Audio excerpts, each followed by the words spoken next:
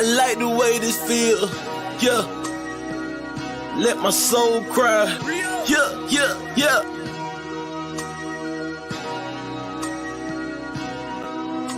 Minister. We gonna speak from the heart on this one.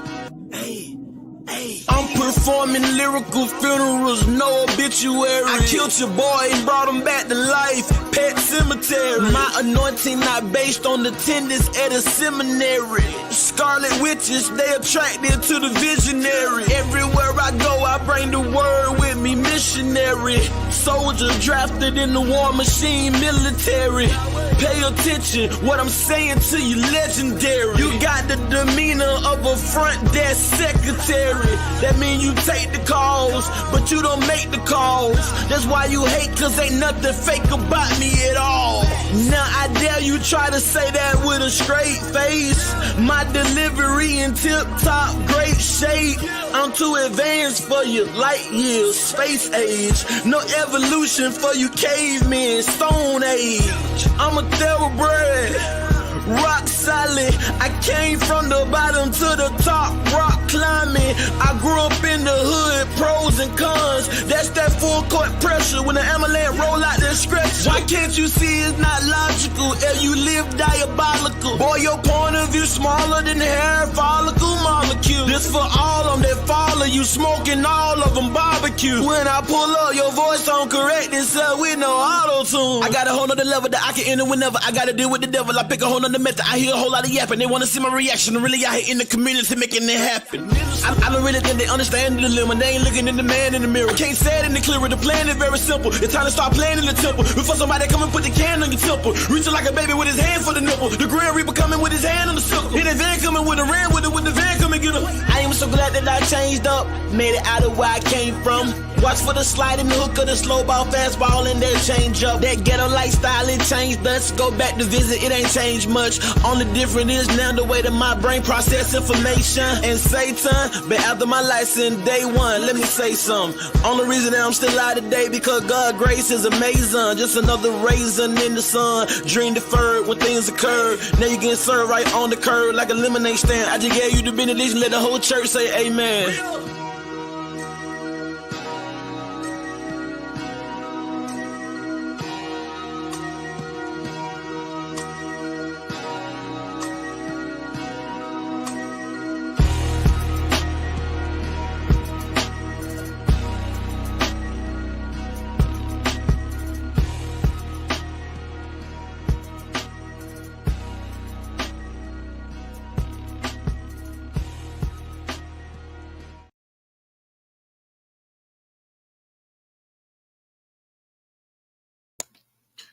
Peace, peace, peace. What it is, it's your brother Tavon Sueno, aka the Orthodox Moor, wishing you all peace and blessings. My good brother Yeshua came on here the other day and was breaking down how Dante being the receipt is literally proving the admixture of air quotes black Jews and white people, etc., white Jews, etc., whatnot. He covered one of Dante's DNA videos. However, he didn't cover a later one. So I wanted to come through and do a part 2 to where Dante's specifically talking about what Yeshua was talking about, where he was talking about his relation to Napoleon Bonaparte. Hopefully this video won't be too long. I'm going to play Dante's video on 1.25 speed.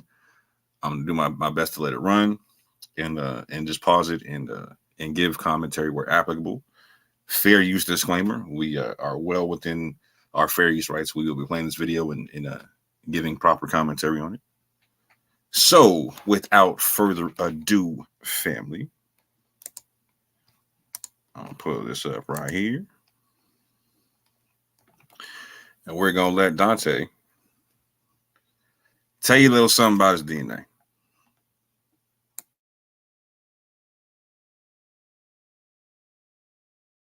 Time period. Approximately 4,000 years ago. It's about a 77-year, discrepancy, but it says approximately. It means it's not exact. So roughly 4,000 years ago, Abraham lived. I'm just pointing that out. I'm not saying Abraham was EL29 or anything else. I'm just pointing out the coincidences because, you know, these other people, they operate in coincidences. Everything is a coincidence. Everything is not what you think it is. Black don't mean black. Bronze really means white. Jesus is clear. We have heard it all. Every possible thing you can think of, we have heard it all.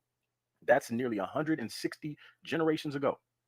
What happened between then and now? As researchers and citizen scientists discover more about your haplogroup, new details may be added to the story of your paternal line.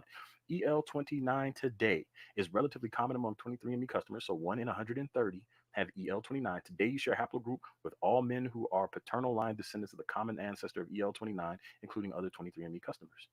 So this is where it got interesting to me. We're not going to read all of this right here, the genetics of paternal haplogroups. We're not going to get into all of that today, because that's a whole different thing. But I want to come into here. This is me. This is Napoleon. Me and Napoleon have a common ancestor, EM34. So yeah, EM34 isn't mentioned up here. I just want to make sure, show you guys. You share a paternal line ancestor with Napoleon Bonaparte. This 23andMe saying this. I'm not saying this. EM34, common ancestor, 20,000 years ago. We're going to read this. You and French Emperor Napoleon Bonaparte both descended from a common ancestor of haplogroup EM34. The male line of the Bonaparte family was from Tuscany, where Napoleon's earliest known male ancestors lived for at least 6 generations. 11 generations before Napoleon, his ancestor Giovanni was the first to leave Tuscany for Corsica. The Bonaparte lineage lived in Corsica for 10 generations before Napoleon's father, Charles Marie Bonaparte. Charles Marie, born in 1746, married Napoleon's mother, Letizia Ramolino, at the age of 18 in 1764. So me and Napoleon have a common ancestor. So this is what prompted me to look further into Napoleon. I've mentioned that before. I just never got around to digging further into Napoleon. I'm familiar with little bits of the history, but me and Napoleon share a common ancestor. What does that mean? So when I decided to pull up some information on Napoleon and started doing some reading, I found out that there is something called the Napoleon DNA Project going on in IGENEA.com. You guys can see it up here, the Napoleon DNA Project, the search for the descendants of Napoleon. We're not looking for his descendants. We're looking for the common ancestor, the information in the background. Real quick, I'll just read this real quick. Are you a direct male descendant of Napoleon? The genetic origins analysis of the Napoleon DNA profile. Since the beginning of 2010, IGENEA is on the search for male descendants of the Bonaparte family with a large-scale worldwide project. I have no idea why. They probably explain all this stuff. This right here is what I would call gibberish. It's not. It means something, and I'm sure the DNA people understand it. I'm not the DNA guy. And I keep saying that for a reason. I'm not the DNA guy. I'm just reading what's written and putting it together in context of history and the Bible. So all these numbers probably mean something. I have not figured it out yet, and I haven't tried to. Like I told you, I'm not the guy to ask about alleles. This is talking about alleles. So maybe some of you guys can make something out of this. I don't know. Link will be in the description. Or you can find it on IGENEA.com/EN/Napoleon. So I'm going to read this section right here because I think this is pretty interesting right here. So it says, with the help of a 37 marker profile and a deep clade test, I have no idea what that is, but I'll Google it and I'll learn some stuff and then I'll drop another video and talk more about what I've learned. IGENEA, we'll call it IGENEA, the Institute for Origins Analysis, has analyzed Napoleon's origins. Haplogroup. Napoleon belonged to haplogroup EM34. So wait a minute, this is confirming what 23andMe says. EM34, we have a common ancestor. This group originated approximately 7,000 years ago at the east coast of the Mediterranean Sea between Egypt and Turkey. Wait a minute. So EM34 originated approximately 7,000 years ago on at the east coast of the Mediterranean Sea between Egypt and Turkey. Let's go pull up that map again. All right, so we pull up a map. We see Egypt is here in Africa. We see Turkey is over here in Asia, and it says it originated between Egypt and Turkey. But wait a minute, I thought, me personally, you've heard the urban apologist address me personally and say Dante has no DNA linked to the Middle East or the Levant. So this is the Mediterranean. This is north, this is east, this is south, this is west. So you have the Eastern Mediterranean between Egypt and Turkey. This area includes this little sliver right here called Israel. Let me see if I can make this bigger. Let me see. Right there. That's Israel. As you can see, that's Israel.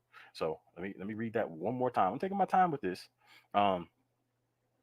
because I think it's important that we really address this real good because we've heard the most. I know it's wrong, but it feels so Shake a leg. The brainstorm's kicking off in the boardroom. No, it's in Miro. All right, right here. So, at the east coast of the Mediterranean Sea between Egypt and Turkey. I just want to make sure we got the coordinates right. So this is the east, northeast between Turkey and Egypt. So yeah, we're in the right area. This is the Levant area. This is what they call part of the Middle East. This is where EM34 originated, according to this project. EM34 originated there.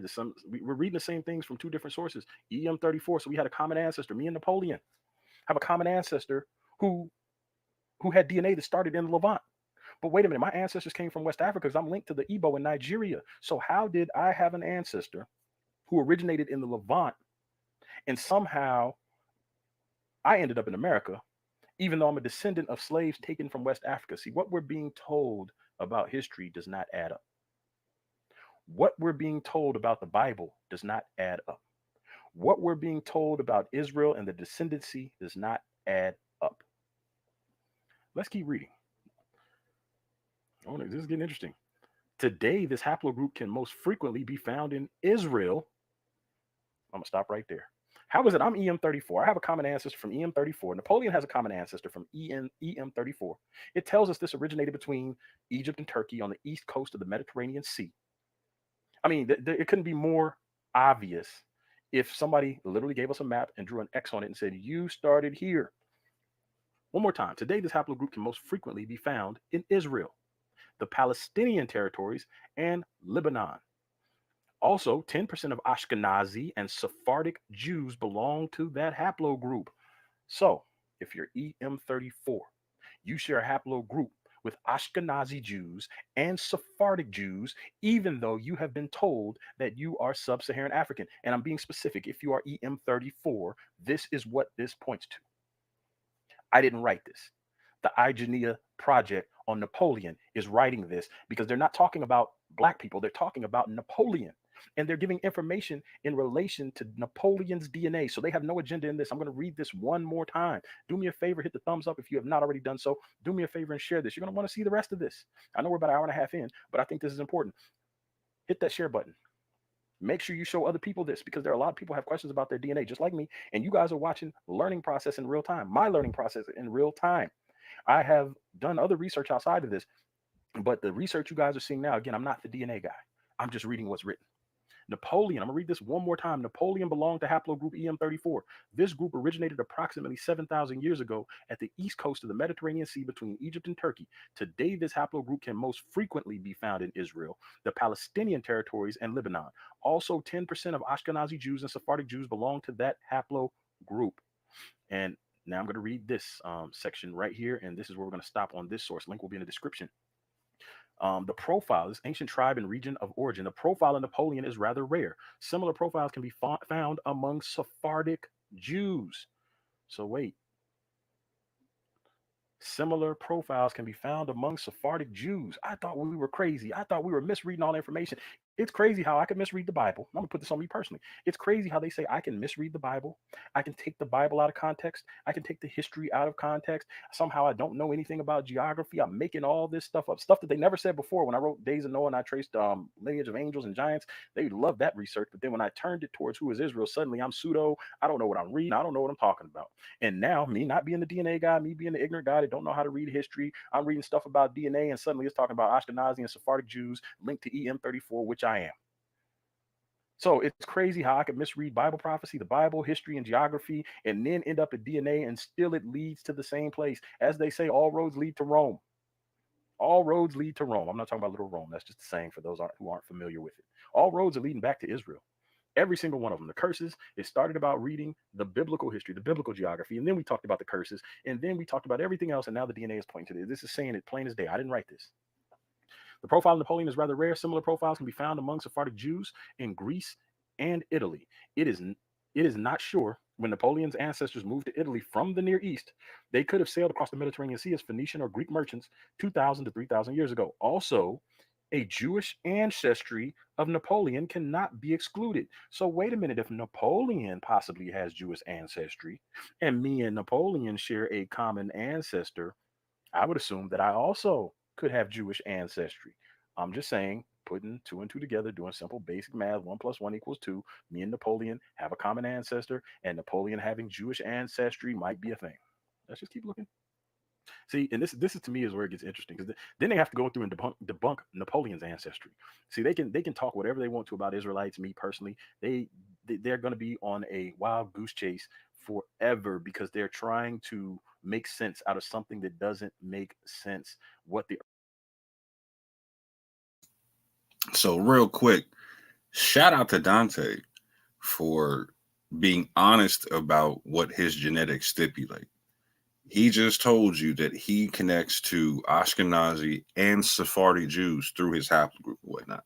That 10% of Ashkenazi Jews have EM34, and I don't know if he said the percentage, but 10% of Sephardi Jews also carry EM34, right? So he's letting you know that he's connected to these populations or whatnot via his haplogroup. Shout out to him. He's not saying I'm not connected to the white ones. I'm only connected to the black ones. He's not saying that. He's saying he's connected to the full population. So, or the ones that have his haplogroup. Shout out to him for that. That's what YAP Gang says. It's exactly what YAP Gang says. My G sounding like a yapper right now. Let's get it. the urban apologists have pushed has been lies and deception from day one. So you have to ask yourself, are they really followers of Christ?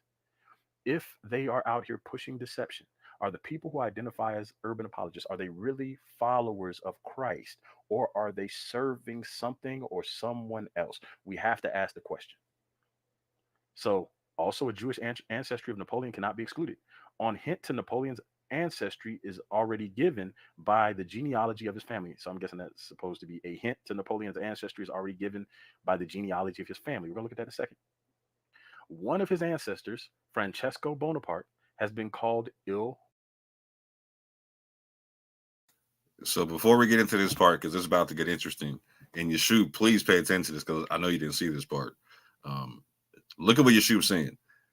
LOL, none mixed question mark. He said he connected to the people of modern day Israelis, and that's why this is so funny on his face, particularly to people like people in the YAP gang, is because there's no way that he can share these genetics with these people, and they didn't admix with other people because they don't all look the same. They don't all have the so-called West African Negro phenotype or whatnot. So by explaining all this to you, he's literally just putting it out on the table and explaining that yeah, phenotype is fluid, and hoping you don't catch it. Hoping you don't catch it. Ha! Yeshua said Dante is an honorary member of YAP. Now, hey, fam. He's spitting them. He's spitting our thing, fam. Phenotype is fluid. He understands it. But watch what he does, Yeshua. He's gonna try to go down Napoleon Bonaparte's paternal lineage and make him phenotypically black. Watch this.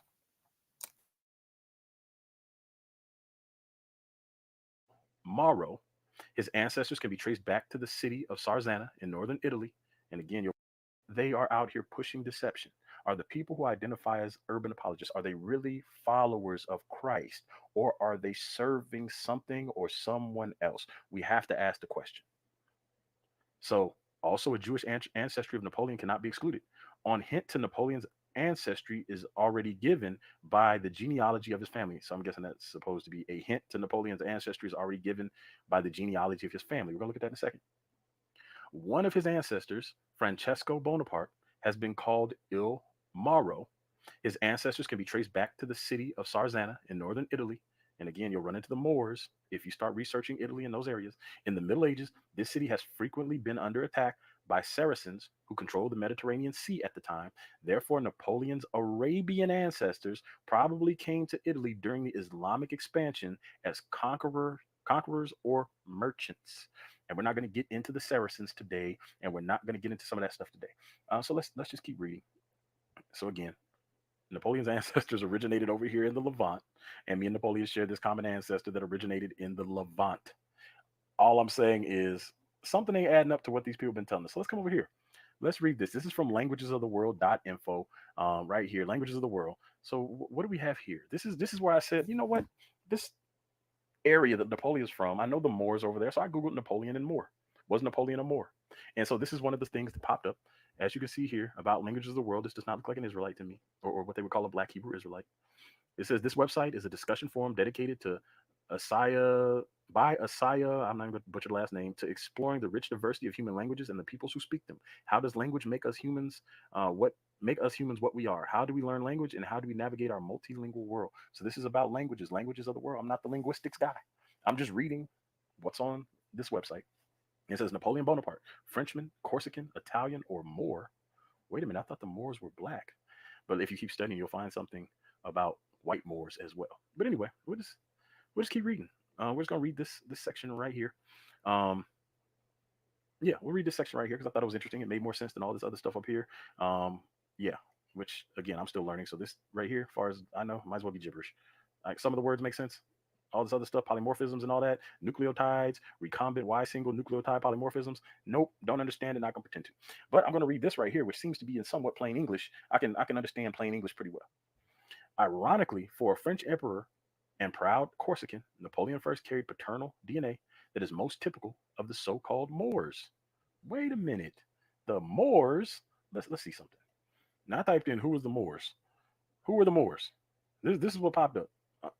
I'm just pointing. This is from nationalgeographic.com. This is a black guy right here. This is aaregistry.org, Atlanta Black Star, Medieval Chronicle. All I did was put in who were the Moors. These people don't look Caucasian to me. Now, I've done a little bit of research on the Moors, and I will tell you this, that Israelites and Moors seem to be used interchangeably in some places. And Moors seem to be a combination of people. So when people say they're Moorish or people say they're Israelite, there is a fuzzy gray area there where you have, in some instances, Moors that can pass for Israelites and they pretend to be Israelites for various reasons, mostly persecution. And then you have in some instances where the Moors were favored and Israelites pretended to be Moors, which means they looked similar. I haven't put that out yet because I'm not 100% done with that study, but I can tell you right now there's historical evidence that the Moors and the Israelites passed for each other in times of persecution of one group or the other. And again, I'll put that out later. It's not out now. So now it says, ironically, for a French emperor and proud Corsican, Napoleon first carried paternal DNA that is most typical of the so-called Moors. The haplogroup E1B1C1, defined by mutation M34, which we're talking about EM34, was found at its highest concentration in Ethiopia and in the Near East. So the Near East or Middle East is what we're talking about. So it's in the highest concentrations of Ethiopia and in the Near East or Middle East. What do we find in Ethiopia? We have Ethiopian Jews, which are black. Let's keep reading. Especially among Jordanians, 31%, Ethiopian Amhara, 24%, Ethiopian Jews, 14%, Ethiopian Woleda, I hope I said that right, and Ethiopian Oromo, 8%. Other groups with high frequency of this haplogroup live in North Africa. Wait a minute, I thought we were sub-Saharan African.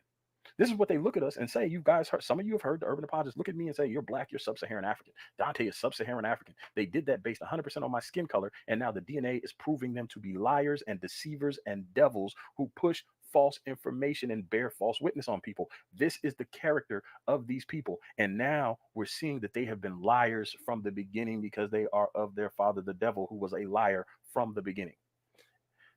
So now, other groups with a high frequency of this haplogroup live in North Africa: Algeria, Kabyles, 11%, the Northern Fertile Crescent, Southeastern Turkish, 4%, and the Arabian Peninsula, Yemen, 8%. In Europe, the haplogroup E1B1C1 is found predominantly in the South, especially in groups that have had a significant gene flow from North Africa, such as Sicilians, 7%, Sardinians, 4%, and Southern mainland Italians, 2%. Corsicans predictably have a lower frequency of E1B1C1, only 1.4%. So while the fact that Napoleon first belongs to the haplogroup E1B1C1 is not surprising per se, there is more to this story.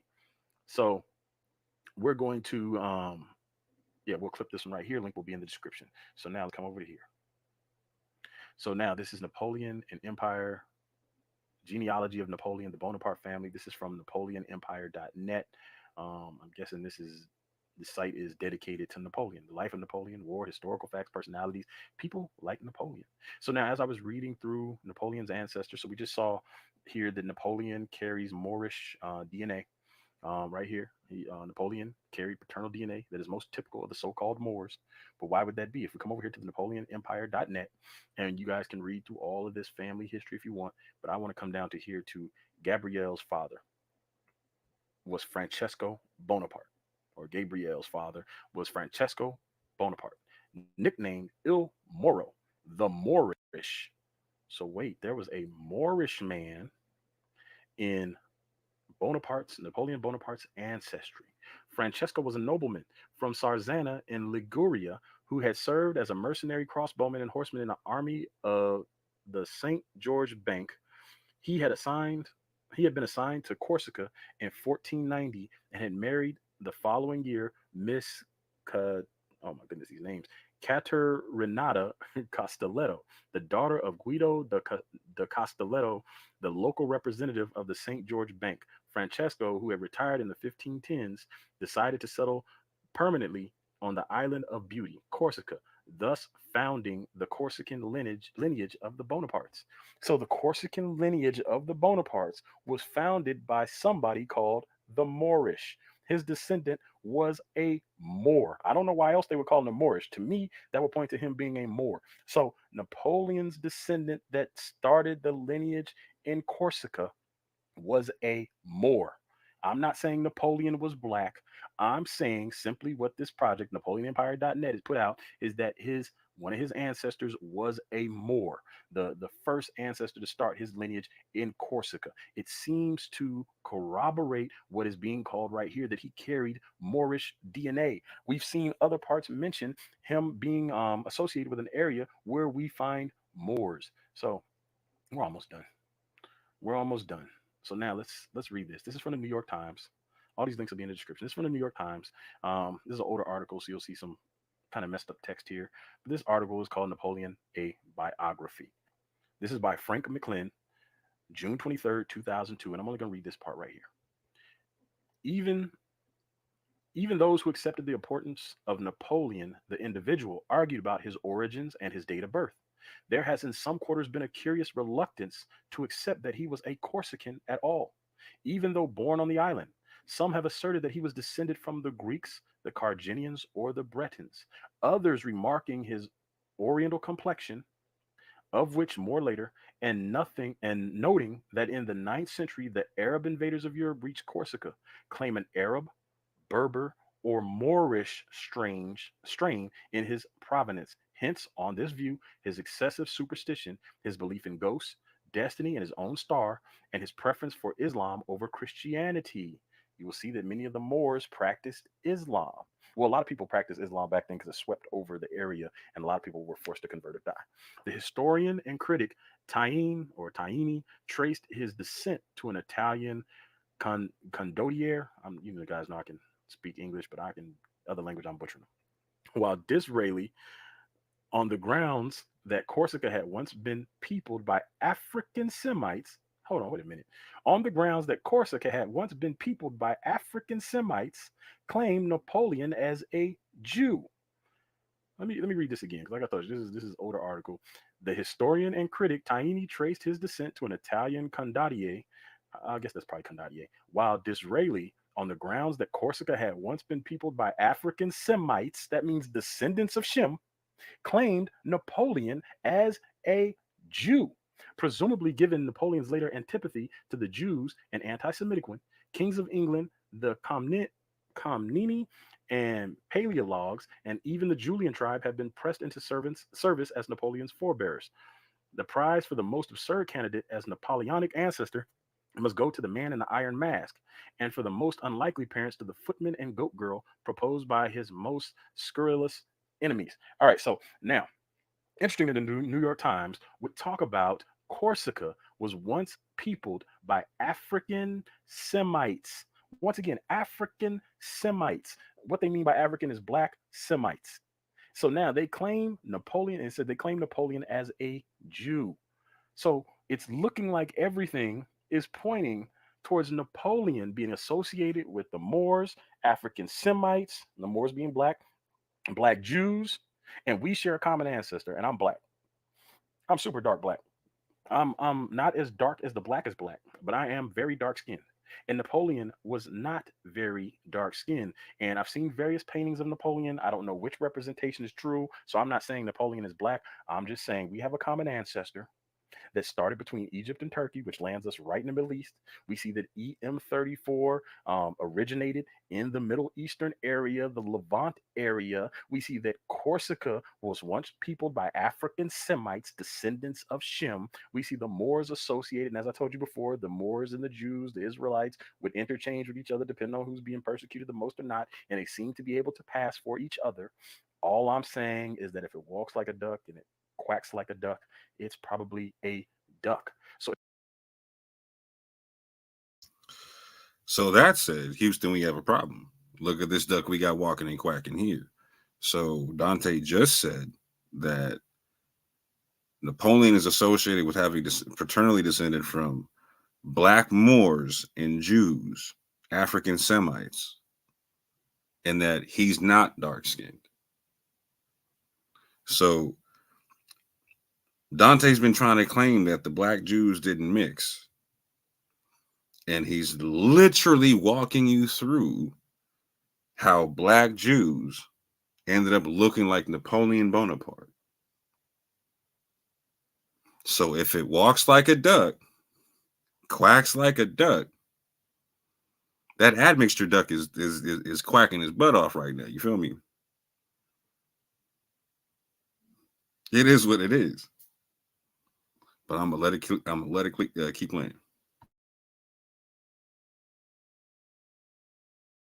So if Napoleon has Jewish ancestry, then me and whoever else has EM34 also has Jewish ancestry. You can't separate it. If one has Jewish ancestry, the other has Jewish ancestry. So you would have to prove that Napoleon has no Jewish ancestry whatsoever, because as 23andMe said, not Dante, 23andMe says you and French Emperor Napoleon Bonaparte both descended from a common ancestor of haplogroup EM34. So now, the world's first titanium nonstick pan. It's gonna blow your hair back. I'm Mike Begale, 3 Michelin chef, and I've been cooking for 25 years. Real quick, who are the Moors? We've seen that. Showed you the color. The term Moor, derived from the ancient Mari, is an exonym first used by Christian Europeans to designate the Muslim inhabitants of the Maghreb, the Iberian Peninsula, Sicily, and Malta during the Middle Ages. Moors are not a distinct or self-defined people. The 1911 Encyclopedia Britannica observed that the term had no real ethnological value. As I told you, there were white Moors. Europeans of the Middle Ages and early modern period variously applied the name to Arabs and North African Berbers, as well as Muslim Europeans.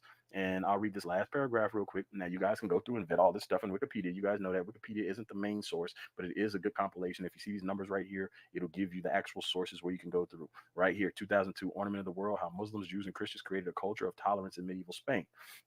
And if you guys check out Undeniable 2, I do have some information in there, a couple of sources. One source in particular that says that Judaism was the religion of ancient Africans. But anyway, it says the term has also been used in Europe in a broader, somewhat derogatory sense to refer to Muslims in general, especially those of Arab or Berber descent. If you guys do some research on the Berbers, you will find some interesting stuff there. But the majority of them were black. It says whether living in Spain or North Africa. So the Moors were in Spain. We know this. During the colonial era, the Portuguese introduced the name Ceylon Moors and Indian Moors in South Asia and Sri Lanka, and the Bengali Muslims were also called Moors. In the Philippines, the long-standing Muslim community, which predates the arrival of the Spanish, now self-identifies as the Moro people, an exonym introduced by Spanish colonizers due to their Muslim faith. So that's what I was saying. People passed as Moors, depending on who was being persecuted. So you could have a Jew or an Israelite passing as a Moor, and a Moor may pretend to be an Israelite. And then again, you'll run into the white Moors if you do some more research. So now, it mentioned the Maghreb right here, the Maghreb. The term Moor derived from the. So that's the second time he said that. White Moors. White Moors. And he's describing Moor as an ethnonym, right? So it's describing an ethnic group of people. And this is what we keep trying to explain to people, is that within one ethnic group of people, you can have a range of skin tone, particularly if you're doing things based upon like a biblical way of doing things. What do I mean by that? The Israelites have this concept of being able to convert into the religion and whatnot, and into the national structure of Israel and whatnot. The Moors have a very similar concept throughout throughout North and West Africa, etc., to where a lot of the tribes like the Berbers, etc., whatnot, they have a culture to where they have like a caste system to where they have their people, they have the lower class of their people, then they have like sojourners to the tribe, etc., like that are outsiders, but they still have some connection and whatnot, right? So they take in a lot of people and whatnot. For instance, like the Tuareg are known to have a relationship with the Jews like this, right? In a lot of the sources and whatnot, right? So this concept of when you take people in or whatnot, it changes you over time genetically and whatnot. So we see like in places in West Africa, like with the Fulani and the Mandinka and the Wolof and other people, they have multiple haplogroups amongst them. The Hausas, such multiple haplogroups, not just one or two, multiple haplogroups, letting you know that there's in a national structure, they have multiple lineages and whatnot. It's the same with the Moors. We see that same concept in Spain with their DNA, and it's the same with any Israelite group you find. So when you see that, you shouldn't be surprised to see a gradation or a mosaic or a spectrum to how people look at whatnot, because it's not just strictly one bloodline's lineage of ethnicity. It's a blending of ethnicities into one national structure. So what am I saying? I'm saying the Moors, like Dante's saying that there are white and black Moors and whatnot. In Jewry, you should expect to see white and black Jewry. Same thing. From the ancient Mari is an exonym first used by Christian Europeans to designate the Muslim inhabitants of the Maghreb. Now, remember, Islam is a religion. And so you can have an Israelite that converts to Christianity. You can have an Israelite that converts to Islam. You can have an Israelite that practices pagan traditions, and you can have an Israelite who is a full-blown atheist. This can be verified by looking in the Bible and the fact that Israelites worshiped other gods, and they were punished by the Most High for their worship of other gods. They were sent into slavery. Some of them were killed off. So when people say, if you're a real Israelite, you can't do this and you can't do that. But if we look in the Bible, we see that Israel did all manner of things. If you read Ezekiel chapter 16, it goes into detail about Israel as a nation committing adultery with other gods and other nations. And God relates this as a marriage. Israel was married to him, and Israel went out and committed adultery with these other gods and other nations. So when people say that if you're an Israelite, you have this doctrine or that doctrine, again, if you're new to this subject, you have been deceived. If people tell you there's such thing as Black Hebrew Israelism, you have been deceived. And understand that spiritual warfare doesn't stop because you call yourself an Israelite, a Christian, or whatever you want to identify yourself as. Spiritual warfare continues. So what we are dealing with is there is a racist group of people who they are following. I don't know, but I don't believe it's Christ. They call themselves the urban apologists, and they have deceived people into believing there is such thing as Black Hebrew Israelism when it's just not true. Being an Israelite is an ethnic or nationality claim. It is not a claim to your spiritual belief system. We know that there are Israelites who practice Islam. We know that many people in the Nation of Islam identify as Israelites. We know that there are Israelites that practice Mormonism and read the Book of Mormon, and yet they identify as Israel. Myself, I identify as a Christian Israelite, and I have a dispensationalist point of view. I tell people that all the time. I'm open about it. I don't care who gets mad at it. I identify myself as Christian, but I don't follow the Orthodox Christian theology. I don't follow the whatever they want to call it, and call it whatever they want to, but I don't follow the system that says you have to take the New Testament and reinterpret the Old Testament using the New Testament, where they twist and they make up and they, as Chuck Missler calls it, a license to invent. Amillennialism. He calls it a license to invent, where they just make up everything else. I don't follow that. I follow what's in the book. And so that's the kind of Christian I am. And people often lump Christianity. Shout out to Chuck Missler, Dante's master teacher. You know what I'm saying? Together, but there's a huge schism or divide or disconnect in Christianity, because you have dispensationalists who I believe are way more correct in their theology. And then you have all the other theology out there. Dispensationalists are a whole different breed. Dispensationalist Christians believe that Israel is still Israel and the church is the church. They do not believe in replacement theology or suppressionism. And these are all different words you'll become familiar with if you're not already familiar with them, as the more you study. But suppressionism or replacement theology is the belief that the church has somehow replaced Israel and that Israel is no longer important in God's eyes and it doesn't matter. So when you hear people saying Israel's no longer important, it's not about your lineage, it doesn't matter, your skin color won't save you, your lineage won't save you. These are all gaslighting points. They're false teaching points that come from replacement theology or what they call suppressionism. These are false teachings among the Christian church. Dispensationalist Christians do not teach that. So while they will claim that they're all brothers and sisters in Christ, one teaching is false and one teaching is closer to the truth. They cannot simultaneously be true. One group is lying and deceiving and false teaching people. The other group is closer to the truth. And I lean towards dispensationalism, even though I don't accept all facets or aspects or the nuances of dispensationalism. But again, dispensationalism is the most correct form of Christianity if we're going to break it into denominations or segments or whatever you want to call it. But it's a theological position. It's not even a denomination.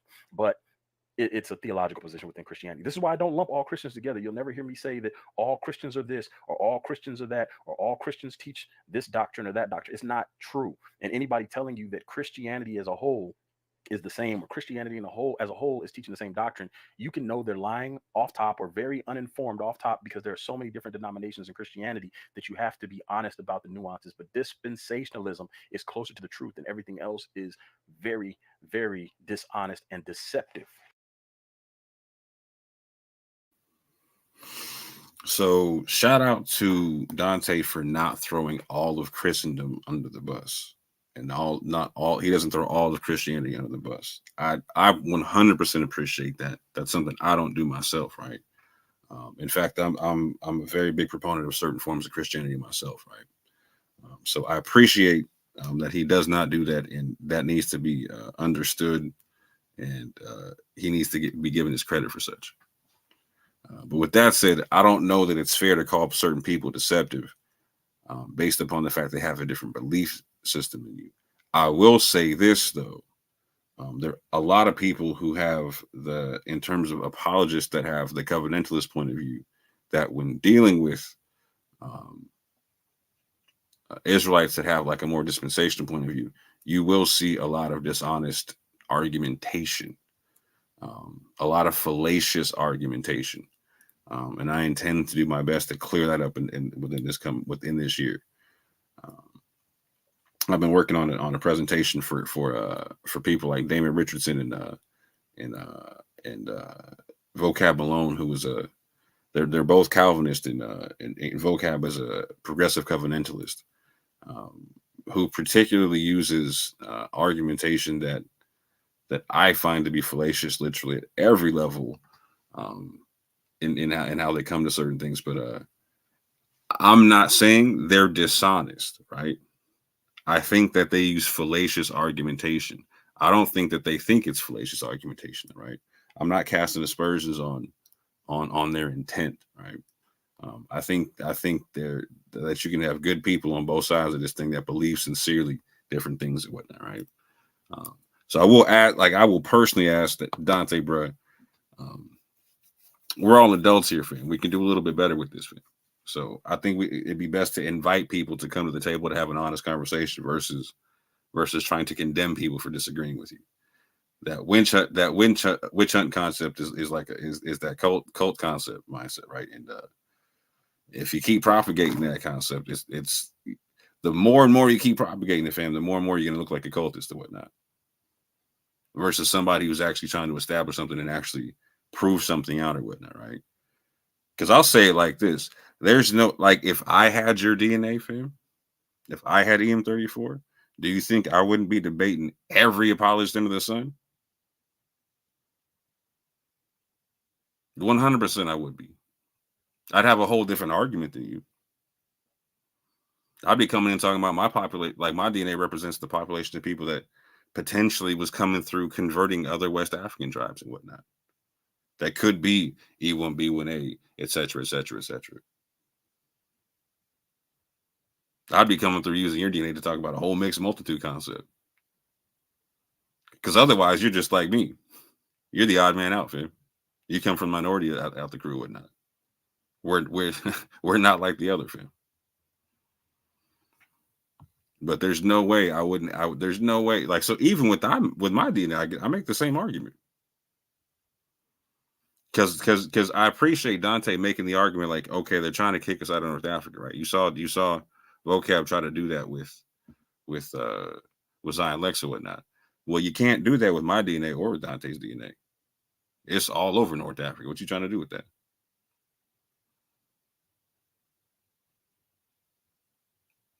It's all over North Africa.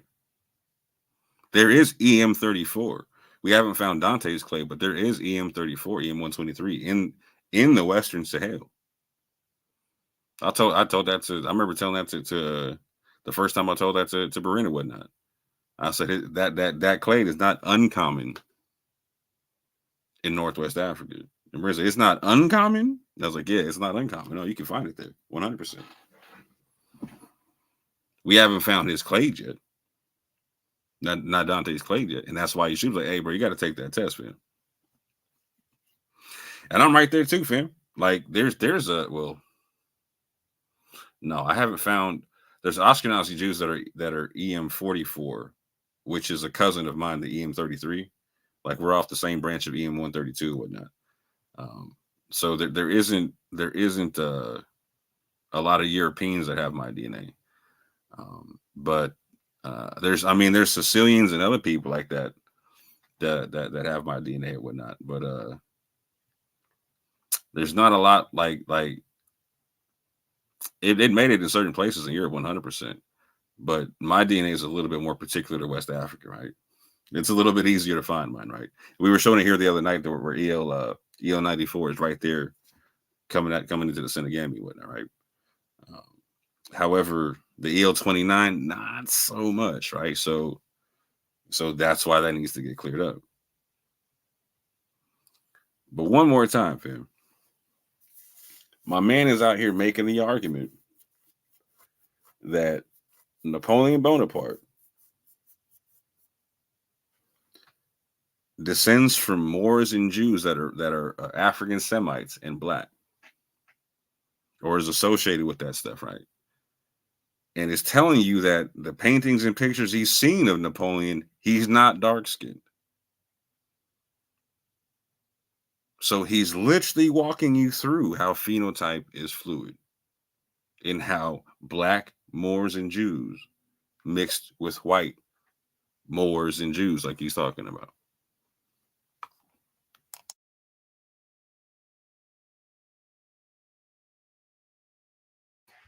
And it goes back to replacement theology or suppressionism. So yeah, Maghreb. So the Muslim inhabitants of the Maghreb, and this is going to bring us right back to blacks, Jews, the religious challenge. Real quick, before we do that, let me look at the Maghreb. I'm going to show you guys the Maghreb. This is considered the Maghreb, North Africa, except for Egypt. Egypt is excluded here. Let me go to a bigger picture. So this is the Maghreb, all these North African countries here. Why is this important? We just talked about the Moors. One more time. Where is it? Not there. The Moors right here. So the term Moor derived from the ancient Mari as an exonym first used by Christian Europeans to designate the Muslim inhabitants of the Maghreb, the Iberian Peninsula, and Sicily and Malta during the Middle Ages. So if you understand what happened, you had Judaism all in North Africa and various other parts of Africa. And then after Judaism, you had Islam come through, and you had Christianity come through. So I'm not giving you the exact order of events, but you had Judaism first, is my point. And you had Islam and you had Christianity come through the area.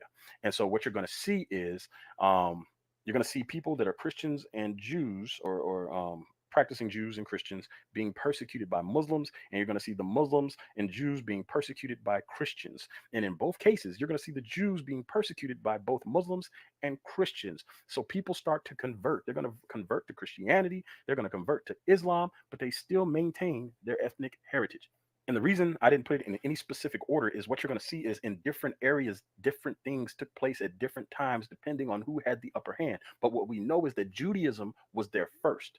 And so in different parts, Islam is going to get there first. And in different parts, Christianity is going to reach it first. And then later on, in different parts, Christians are going to persecute Muslims. Muslims are going to persecute Christians. And what you're going to see is you're going to see the Crusades happen at some point. And then the Crusades is going to lead to a long war between Muslims and Christians, and Jews get caught up in the middle and persecuted by both groups. So anyway, where's the Maghreb? Maghreb is this area. This is the Maghreb. So now we're dealing with North Africa. Because remember, these lying devils, these deceivers out here who do not follow dispensational theology, and they call themselves Christians. They say that we are sub-Saharan African. And yet we're going to see something interesting. So the Moors are the people who inhabited this area, the Maghreb. So now, is there any link between the North African Moors and any of the Jews from West Africa, as we've seen against Spain and Portugal and West Africa, deportations, all that stuff? So let's go to Blacks, Jews, the religious challenge, and see if we can connect all this. Do me a favor and hit that one if you have not hit the one, not one, I'm sorry, thumbs up. Do me a favor, hit the thumbs up. Hit the one if you're enjoying this study so far. Hit the one if you're enjoying this study, but hit the thumbs up button if you've not already done so. Please share the video. We're about to wrap this up. And I think we're coming to an interesting conclusion here on this video. And I have some other great videos lined up for you guys, a bunch more shorts coming up too. I'm gonna clip some of this and make these into shorts as well, some of these sections. But do me a favor one more time, hit that one if you're enjoying this, hit the thumbs up button if you haven't done so already, hit the subscribe button if you haven't done so already. If you guys want to support, hit the super chat. If you guys want to support, hit the $sign. You guys can support anytime during the week on Cash App with hashtag BHITB. And if you want to show your ongoing support for what's going on with this channel, what's going on in other areas of this ministry, you can go to patreon.com/Dante Fortson. I got some interesting and good stuff coming up for the patrons real soon here. Patrons usually get stuff first. So make sure that if you want to be the first in the loop, you go over. I'm even letting you get your commercial off, Dante. But I want, like, so we're done with the DNA part. This from here on out is a bonus piece just for me, to where we're going to talk about the pews for a quick second. I was going into this the video about the DNA just to make sure people knew about it, and I hit a part that I forgot was in there, and so I want to definitely touch on this because I'm definitely going to be hitting this repetitively, fam. I'll just say it like that. Over to patreon.com/Dante Fortson. All right, one more time, Cash App, hashtag BHITB. So now we're in Blacks, Jews, the religious challenge. Once again, you guys know this is one of my favorite sources. It ties together so much stuff, and it's great. Like I said before, I already caught one urban apologist lying, telling people it's a student paper, which it is not. So if you happen to hear him say this is a student paper, he is lying. Not now, I can tell you for a fact he's lying because I text him and said, hey, this is not a student paper. This is what it was written for. This is who it was written by. Here is the background. And I have not heard him correct it yet. So I'm just saying, if you hear them out there saying stuff like that, just understand that they are not serving the God of the Bible. They're serving the father of lies, because how else can you explain them blatantly lying even after being corrected? So let's see what this says, if this can tie in anything. I'm gonna read up just a little bit, just because for those that know about the Harriet Tubman's family, the Ashan tribe, the Ashanti, and all that. Anyway, I'm just gonna read that, but then I'm gonna point to what we read in a second, or read earlier, about the Portuguese Jews having a copy of the Torah and all that stuff going on. It says, among West African tribes, you know, where people from the transatlantic slave trade were taken. I showed you the Kingdom of Judah, the slave coast. Among West African tribes, the terminal T or Tai signifies the race of, the men of, the children of. If we deconstruct the term Ashanti, we have the children of Ashan, the race of Ashan. Book 1 of Chronicles, chapter 4, verse 32. And their villages were Etam and Ayin and Rimmon and Tochin and Ashan, 5 cities. Book of Joshua, chapter 21, verses 13 through 16. Thus they gave the children of Aaron the priest Ashan. Are the Ashanti then the children of the town of Ashan and the descendants of the tribe of Simeon? You guys can chase that down if you want to. Now we're coming to the part I wanted to read into, and you guys can, again, this source is everywhere. It's all over my videos. It's on blackhistoryinthebible.com. You guys can find this source pretty easy. It says, let me, we're going to read down to here, because I believe this ties this together really nicely. Because remember, we were talking about the Maghreb. In southern Nigeria, So southern Nigeria. Let me grab a map real quick.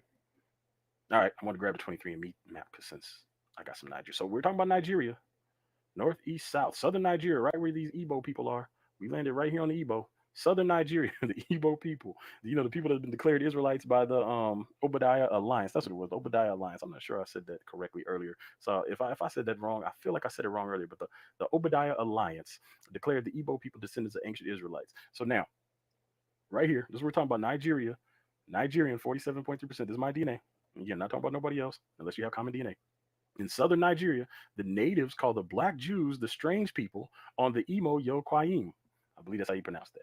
So wait, in Nigeria, there's black Jews in Nigeria? Hold on. So you're telling me that in an area where you have Igbo that were just declared ancient Israelites by the Obadiah Alliance, that there are black Jews that the natives call the strange people. Okay, let's keep reading. They are called the B'nai Ephraim, the sons of Ephraim. Interesting. They claim that their ancestors came from Morocco. Well, didn't 23andMe show that E had migrated into northern Africa and that L had went up into that area as well? But let's keep going. They claim that their ancestors came from Morocco, and this is supported by Gabi, who noted that their language is a mixture of Maghrebian Arab.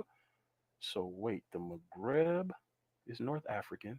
Morocco's over. Let me see. Let me pull up Morocco and make sure I get the right country over here. All right, here we go. Morocco is this one. I just want to make sure Morocco is this one. So right here, you have Morocco, and let's keep reading. They claim that their ancestors came from Morocco, and this is supported by Gabi, who noted that their language is a mixture of Maghrebian Arab, ancient Hebrew, and local patois. And some of you guys will remember that you had that lying Israelite out there claiming that I took videos down because I didn't want to, for whatever reason, be associated with Pastor Kelly and all that other stuff. And once again, shout out to Pastor Kelly. I said this in a study. I said, hey, tag Pastor Kelly in this. He might be interested in this, that because of the Pew discussion, that there is a reference to the language they're speaking being a mixture of Maghrebian Arab, which is associated with the Moors. The Maghreb area is associated with the Moors, ancient Hebrew, and local patois, because the debate, for those that don't know, is whether or not the language on the pews was Arab, Hebrew, something else, or nothing at all. And my opinion, based on this single source, I'm not the language guy, is that it could be some kind of hybrid. Why? Because right here we're being told that they speak and probably wrote a hybrid language, who noted that their language is a mixture of Maghrebian Arab, ancient Hebrew, and local patois. That's probably why some people see Arab on the pews, probably why some people see Hebrew on the pews, and probably why some people say, no, it doesn't look like either one of those things, or it looks like both of those things. It's just simple putting two and two together right here. And if for whatever reason, it's beyond me how these people who speak before hearing, the Bible calls it a folly and a shame, Proverbs 18:13. These people who speak before hearing make these definitive statements as if they understand all of history, and yet we keep finding things that seem to make it make sense.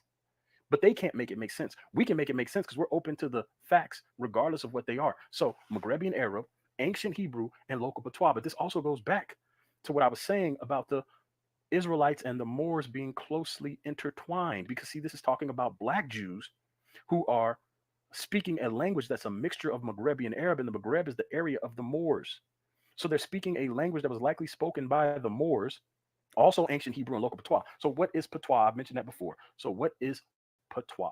We'll pull up a couple definitions. We'll pull up Wikipedia first. Patois is speech or language that is considered non-standard, although the term is not formally defined in linguistics. As such, patois can refer to pidgins, creoles, dialects, or vernaculars, but not commonly to jargon or slang, which are vocabulary-based forms of cant. A cant is the jargon or language of a group often employed to exclude or mislead people outside the group. It may be called a cryptolect, argot, pseudo-language, anti-language, or secret language. Each term differs slightly in meaning. Their use is inconsistent. I will give you an example, which we know is not very good at disguising anything, but Pig Latin. I'm not even going to attempt to do it, but some people are very good at Pig Latin, where it switches words. Sometimes the words are backwards. Sometimes the letters are placed in different places. Some people are very good at it. But if you ever heard anybody speak Pig Latin, it's an example of this. So when you have people say that there is no discernible language on the pews, and we see that they spoke Maghrebian Arab, ancient Hebrew, and local patois, a mixture, not three different languages, a mixture of the three together, it forms what I would consider a completely New language, although not original, it comes together to form something new. So, once again, it says a cant is the jargon or language of a group often employed to exclude or mislead people outside the group. It may also be called a cryptolect, argot, pseudo language, anti language, or secret language. Each term differs slightly in meaning. Their use is inconsistent. So, again, tag Pastor Kelly if he ain't in here already, because I'm recording this in advance. Today is October 28th. It's 3 days before what people celebrate as Halloween. So, but you guys are going to see this later after Halloween. So, if Pastor Kelly is not in the chat right now, do me a favor, tag Pastor Kelly, hit him up, let him know, hey, here's something else for you. He probably already knows this because Pastor Kelly is way more into language than I am. Here we go. In colloquial usage of the term, especially in France, class distinctions are implied by the very meaning of the term. Since in French, patois refers to any sociolect associated with uneducated rural classes, in contrast with the dominant prestige language, standard French, spoken by the middle and high classes of cities, or as used in literature and formal settings. So basically, Ebonics for the French. And for those of you guys remember that racist era of the 90s, early 2000s, where Ebonics was being taught in schools and people were like, this is racist. They were teaching Ebonics, basically teaching kids how to speak black. I don't know what that was all about. It was such an awkward, weird moment in educational history that many people have just decided to forget about it and act like it never happened. But this is the reality of the situation.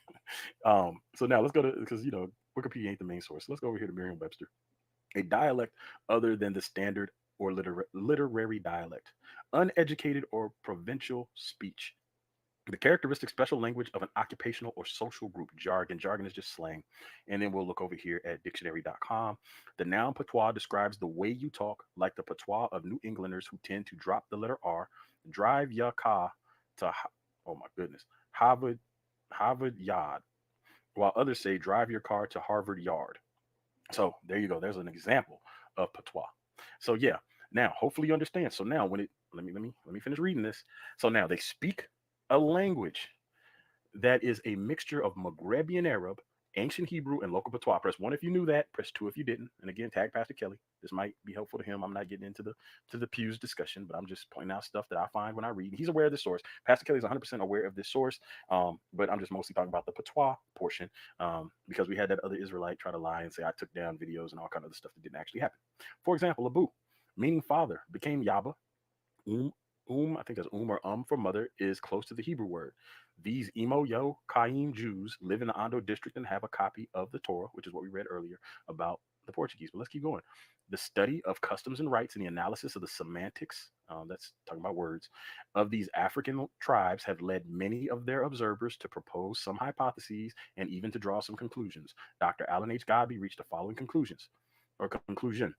These factors have a very specific significance if we consider the presence of Judaism among the American Negroes.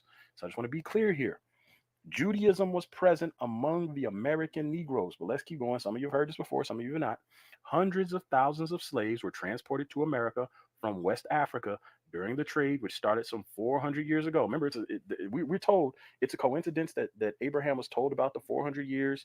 It's a coincidence that there's 400 years acknowledged in America. It's coincidence that there's a worldwide slavery of people who claim to be Israelites, and they speak a mixture of Arab, which is associated with the Moors, ancient Hebrew, local patois. All of this stuff is just coincidence after coincidence after coincidence, and we're not supposed to look into any of it because our identity, our culture is in Christ. This is what we have been told. And yet, when we start to look into it, we see that things are not lining up.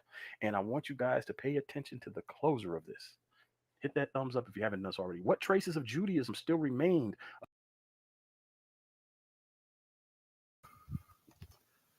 So we need to be 1,000,000% clear on what's being said here. So for those of you who don't know, I'm the so-called lying Israelite that stipulated that he took a video down, because he did. Anonymous Hebrew and I saw this video before it was taken down, and we both mentioned it in a video that we did talking about the pews, where we spoke on what Anonymous Hebrew found when he went to go investigate the pews in August of 2019. Since August of 2019, Anonymous Hebrew and I have been telling the community that we believe that there's a mixture of Hebrew, Arabic, and other African languages on the pews. We've come out publicly and said that for the longest. We were the first to stipulate such. That's been our position since the beginning. So when Dante is talking about there are people that believe that there's no discernible language on the pews, he's talking about people like Abu who make that argument, etc. Right? And for as long as Abu's been making that argument, I've been making the argument that there is Hebrew, Arabic, and other African languages potentially on the pews, and even more so, a potential trade language. That was the one thing that me and Anonymous 100% were excited about, because that was something that one of his tour guides told him.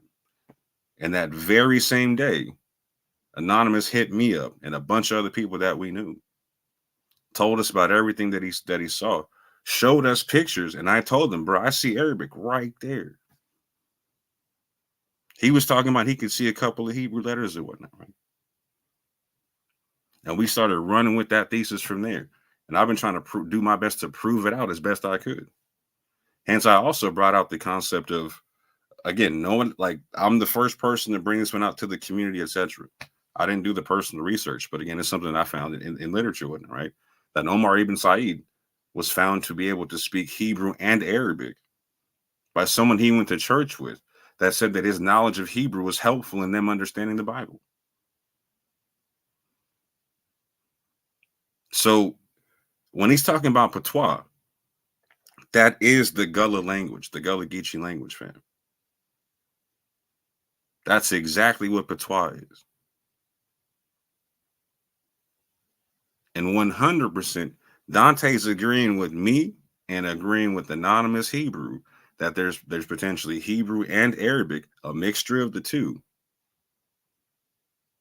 in some form of a trade language. Now, there is Maghrebian Arabic, Judeo-Arabic is a thing where there's a mixture of Hebrew and Arabic in the Maghreb, that area Dante just showed you. Moroccan Jews have Judeo-Arabic. They have Judeo-Arabic in Tunisia, in Libya, in Egypt, etc., in Yemen, etc. And we have it documented in the Maghreb. So for the record, Dante agrees with the YAP gang on phenotype is fluid, and Dante agrees with Israelite intelligentsia, aka me and Anonymous Hebrew, that there's Hebrew on the pews, Arabic on the pews, and a potential trade language. Shout out to Dante. Now, the reason why you never see, this is why it was taken down to begin with. When he took down the video the first time, or the video he took down that me and Anonymous were talking about, it was when the church decided to take Arabic off of they were taking languages off their website or whatnot, right? And re-putting languages back up or whatnot, right? It was over the whole fight. Is there cursive Hebrew? Is there Arabic, etc., whatnot, right? And so at one point they took down the Arabic, and that's when Dante took the video down, because it didn't help out Pastor Kelly's claim and whatnot. And this is, Pastor Kelly will never cite this source because it hurts what he's talking about. He's saying there's no Arabic on the pews. And when you got people like me again, Pastor Kelly heard me make this very argument to him on the phone. We're talking for hours, bro. And I'm explaining, no, Hebrew and Arabic. Pastor Kelly was not vibing his source, man. He won't cite this one, and he won't cite the source of London, a Mandingo slave in Savannah, Georgia, in the 1800s, writing the Gospel of John. The first person to write down the Gullah language, this patois language, was a Mandingo slave named London, who wrote it down in the Arabic script. The Gospel of John in the Gullah dialect in the Arabic script. Kelly won't talk about this source or the source that Dante just showed, because it shoots his whole argument in the face. But shout out to Dante, because now you agree with me and you agree with Anonymous Hebrew. Appreciate you, fam. But to that end, I'm going to show y'all what I'm talking about. Anonymous Hebrew went down to that church in Savannah, Georgia, and recorded this. He took some these aren't his pictures or whatnot, but he took some pictures. This is his audio recording that he took from his tour guide. Listen, the tour guide says the same thing Dante just said.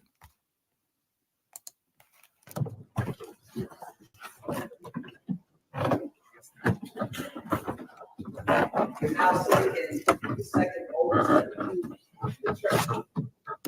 They date back to 1859.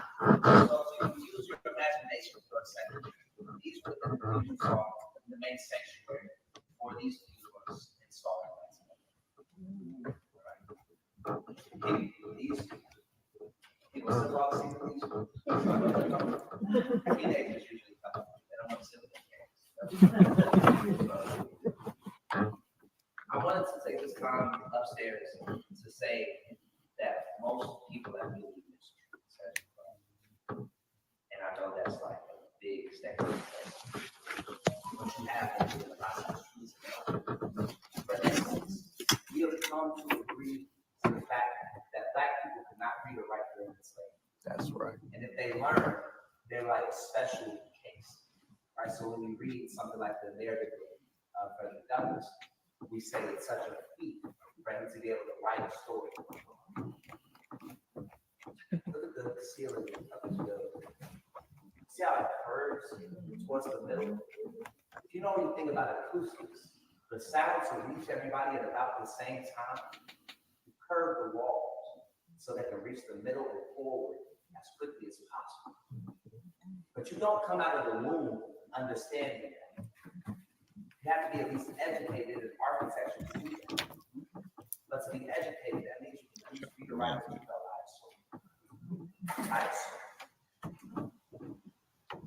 most people will tell you that Black people cannot read or write. What proof really exists for that? That it wasn't in English? Yeah. Is that enough proof? No. Look on the sides of these pews, the way you look. Teach them. Very good. Teach You don't them. hear the problems. The sides of these pews, those scratches. Those aren't scratches, they're etchings. Etchings are deliberate markings put in wood's flags, right? The same way people etch their initials on a drum to make sure that everybody knows. These etchings are written in language. We're upset with that because it doesn't look like English. And when most people see it, they'll misinterpret it, or they'll write it as something else. They'll say they're just scratches on it. Let's look at this with a more critical lens. What you're seeing is what some people call Hebrew. Some people also see Arabic on these writings. Yep. The people that come here during the transatlantic slave trade are at least brought off the western coast back. At least brought off. Not saying this where they came from. But at least they're brought there. And there are some people that came from that way. You can assume that they have been trading there before they started trading bodies. If they were trading there before, you can imagine that one of the things they would have loved to trade were books. People love to hear about other people's travels. And you want to write those books in a universal language. And there are a lot of people that follow Abrahamic faiths, that follow reading those religious texts written in Hebrew. Or the same with people that follow Islamic faiths, that follow something that shows them the work of Allah. They'll see it written in Arabic. So usually formal text would be written in these things because a lot of people were taught to read. If you keep trading those books for a while, people start speaking a little bit of the language. And if you keep trading with people in different languages for a lot of time, you'll see something that happens sometimes in Brooklyn, New York. For the people that don't speak Spanish, they speak Spanish. Or in New Orleans, for the people that don't speak French, they speak Creole. Or where in Jamaica, they don't speak English, they speak Patois. These people, they combine languages. Why wouldn't it be natural for them to want to combine Hebrew and Arabic if they were trading it for a while? What you see on these pews is a mixed makes it so hard to translate. I feel like that was your first question. It is. Translations are hard to get for a mixed language where people don't speak. Not so much the language, but is this what they would have been speaking when they actually? When they made this church. Thank you, sir. So people in Savannah, people forget Savannah is a port city. A port city is where people are going to be coming in and coming out a lot of times. Like waterways, this is what they use it for. Imagine that you've been trading with someone from Britain, someone from Portugal, someone from Spain, and someone from China. All that come here to Savannah. If you have workers, you want them to be able to speak those languages. What proof exists that these people can read and write when they're hired at the same ports where you have to be multilingual? Another conversation for another time. It's hot up here. See that drum set over there? There's nothing historical about it. There are a set of stairs that I need us to go down for the last part of the tour. I'm going to bring y'all down there because we got a round of this stuff. I know I'll give you a lot of information that's up here and then bring it back down to the real world. Okay? Yes. When we go back down these stairs, let's grab it with our left hand this time. Your left hand this time. You might fall. And once again, I might laugh.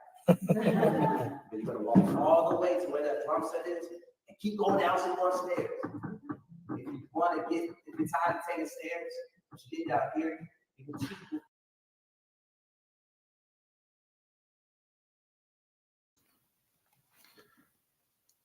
So yeah, this is something that needs to be made clear, fam. There's been a lot of talk about people moving goalposts, et cetera, et cetera, et cetera. People changing positions, et cetera, et cetera, et cetera, whatnot. This is one of them that needs to be clearly understood. It's funny that Dante took the video down and then made this one, because he said on this one the same thing he said on the one he took down. And it's funny how God works that way. It's funny how God is the best of planners that way. Because now that Dante and I agree that there could be a mixture of Hebrew and Arabic, etc., on the pews, we get to have a whole nother conversation now. Because Judeo-Arabic is not Soletreo. Is not Sephardic cursive Hebrew. We get to have a whole nother conversation now.